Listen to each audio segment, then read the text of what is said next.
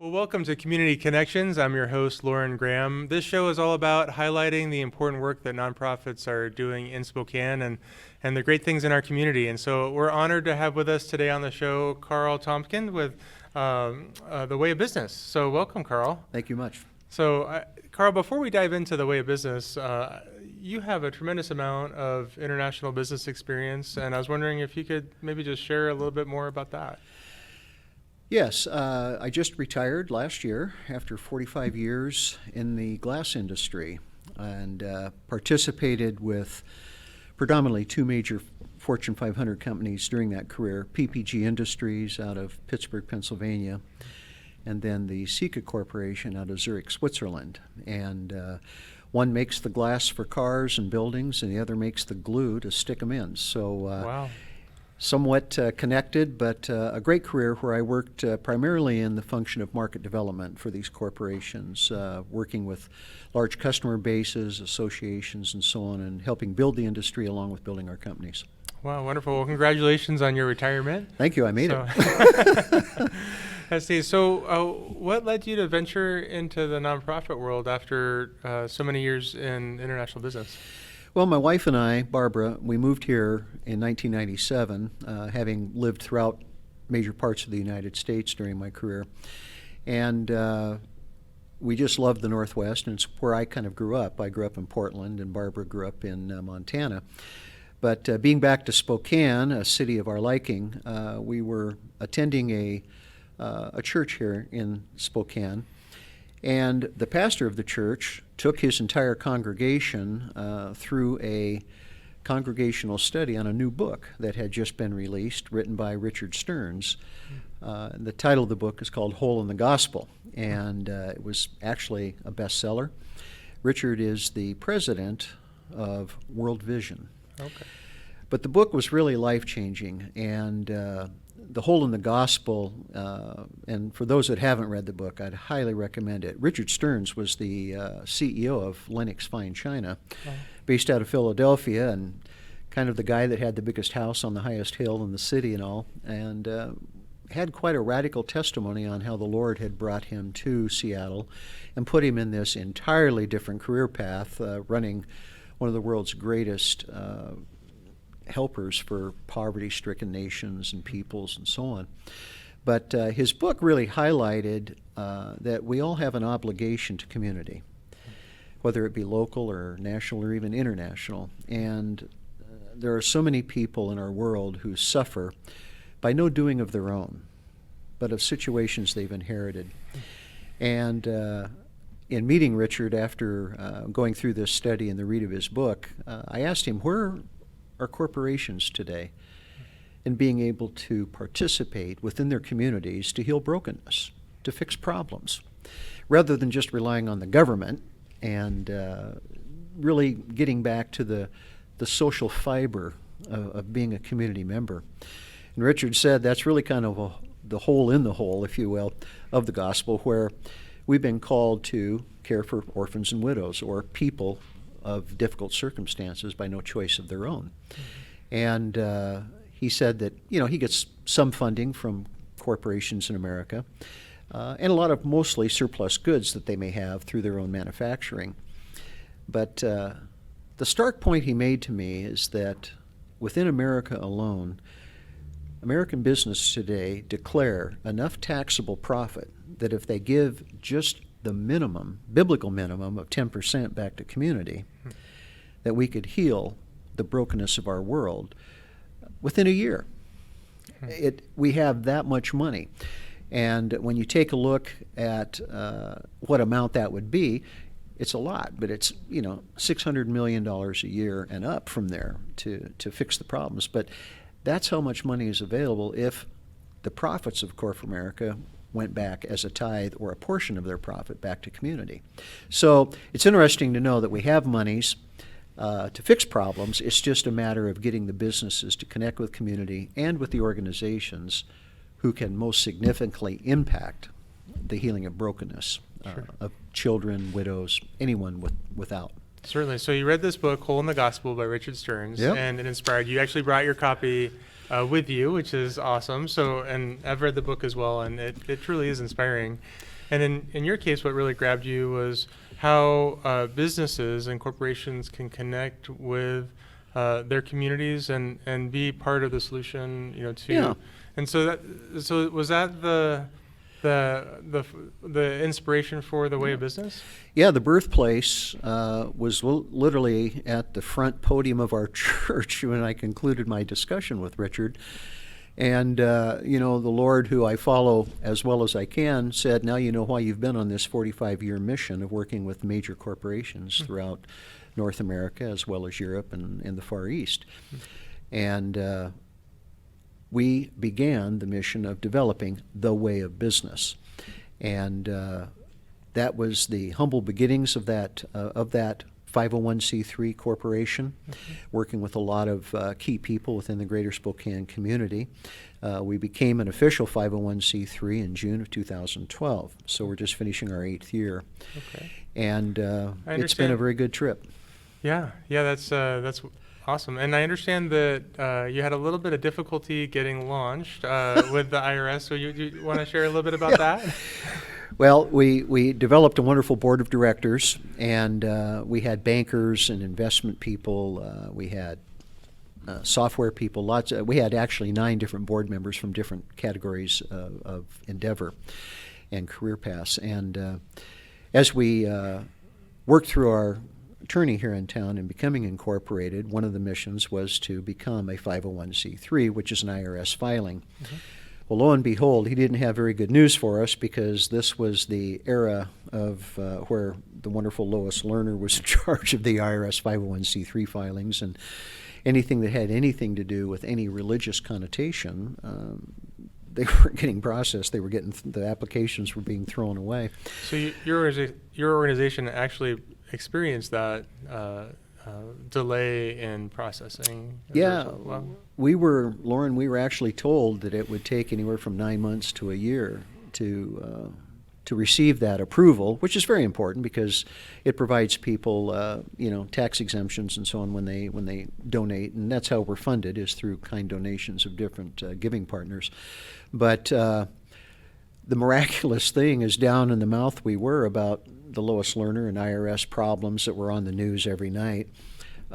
We had the help of local Congress people to do some research on it, and we actually got approved in 6 months, which then was really radical and quite an honor and blessing to have happen. So away we went and began our mission of developing a 3-pronged service, if you will, to any and all people within the community.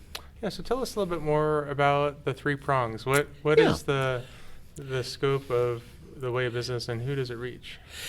Well, the first thing we did is we embarked on writing a book that would become our text, because we're actually registered as a formal educator in terms of being a nonprofit, licensed here through the state of Washington.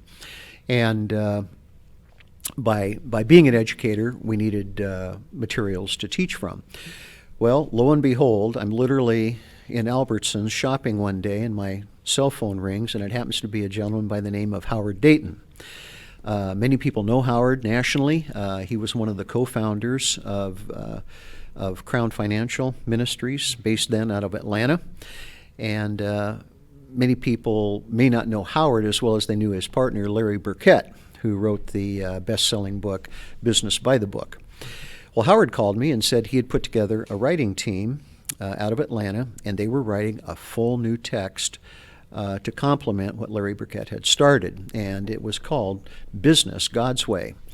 And I helped co-author that book with Howard and 5 other wonderful gentlemen. And what it does is it gives the biblical perspectives on how to be productive and prosper within your profession, following some real logical, realistic principles taught in the Bible. So it was a wonderful opportunity to meet Howard and to be a part of this writing team, and that fulfills like our first leg of 3, which is providing text and education to any professional that really wants to live life to the fullest within their profession.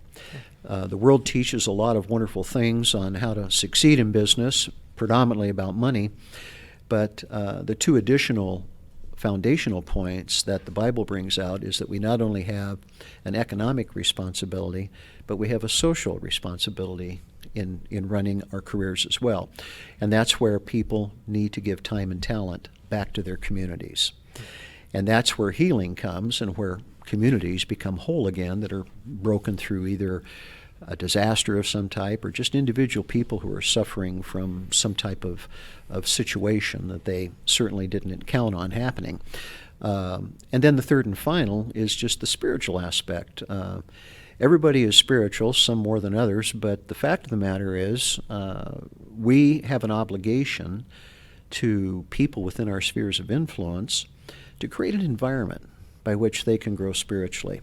So this is the three foundational points, the three capitals, if you will, that the Bible teaches us to manage and manage well, to really feel fulfilled within our corporate life, our business life, professional life, along with, again, doing well with money. And money's important too. In fact, there's over 2,300 verses in the Bible that have direct reference to money and its management. So we're very proud to have that as our first and really dominant leg of our corporation. So education is the first leg, and within that, the different areas of connecting business owners with their sort of roots in the community and how they can be interconnected, and also the spiritual aspects behind that. And so what is the second prong? Well, the second prong kind of stems from the first. Become known in the community as an educator, conducting classes either as a small group 6-week study or a full 1-day seminar. We end up being contacted by businesses, social services, ministries on consulting with them, on helping them develop effective strategies and business plans. One wonderful lady that we've been working with in the Spokane community, Glendy Loringer from Life Services, she had mentioned that the problem with people in social services and ministries is they tend to be visionaries.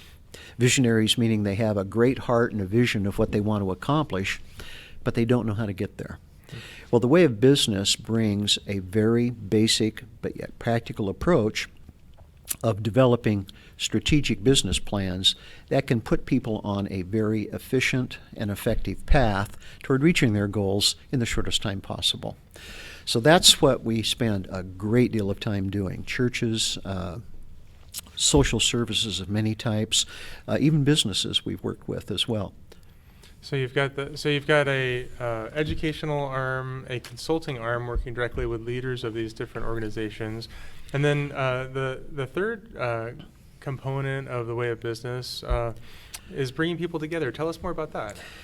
We call it our fellowship breakfast. We conduct them once a quarter, and COVID-19 put a little spin on delaying some of those dates, but we have a wonderful time where we bring businesses, social services, ministries, and government together.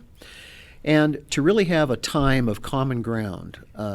Everybody wants to be successful, but the problem is we end up operating in silos just because of the nature of the world and the way business works. Well, by bringing these four very prominent mountains of community together, they develop a common understanding of each other's expertise and needs.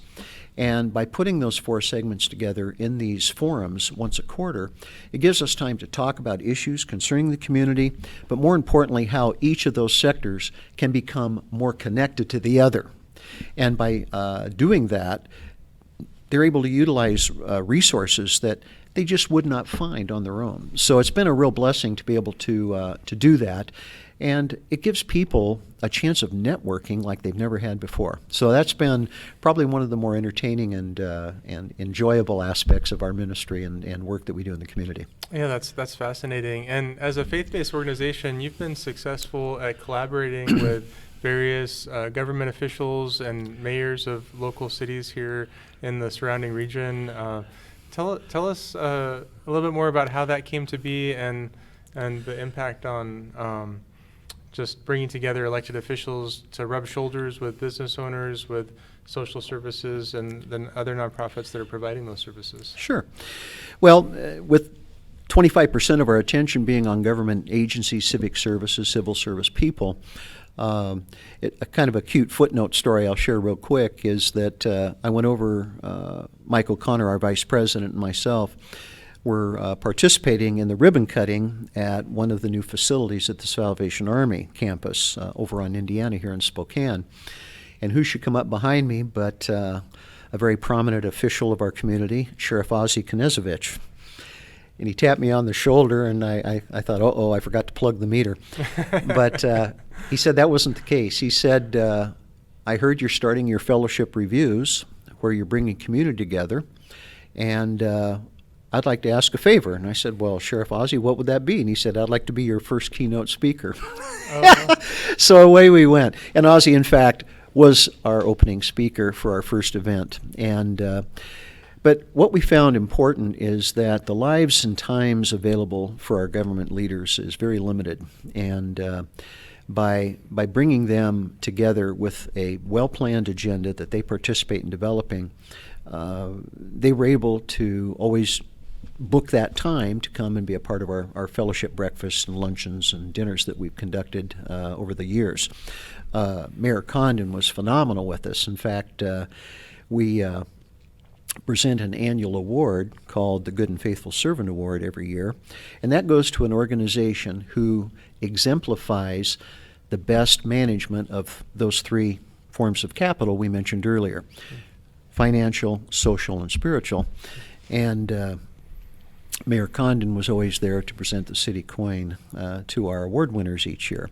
And he really appreciated the legwork that the Way of Business did throughout the community, keeping these ties regular and very influential for developing things in the community. So it was easy for him to come and be a part of it with the planning and all the development work being done ahead of time. But he was there faithfully every year. In fact, we presented he and his wife the award at our last fellowship breakfast here at the Centennial Davenport Hotel in December. Wonderful, wonderful. That's really neat. And I know this has been an unusual year with COVID, the pandemic, and it's affected nonprofits in significant ways. How has the Way of Business been able to navigate that, and what if anything has changed, and what would you say for those that want to be able to contact the Way of Business, if there's a business owner, or is there a way for somebody to get a hold of the curriculum now? Sure. Yeah, they can actually get the book itself directly from Compass Ministries out of Orlando, Florida. They could simply Google Compass Ministries or Business God's Way, and they could certainly go to a website and order that. They can also go to our website, TWOB, standing for thewayofbusiness.org, and order these materials as well.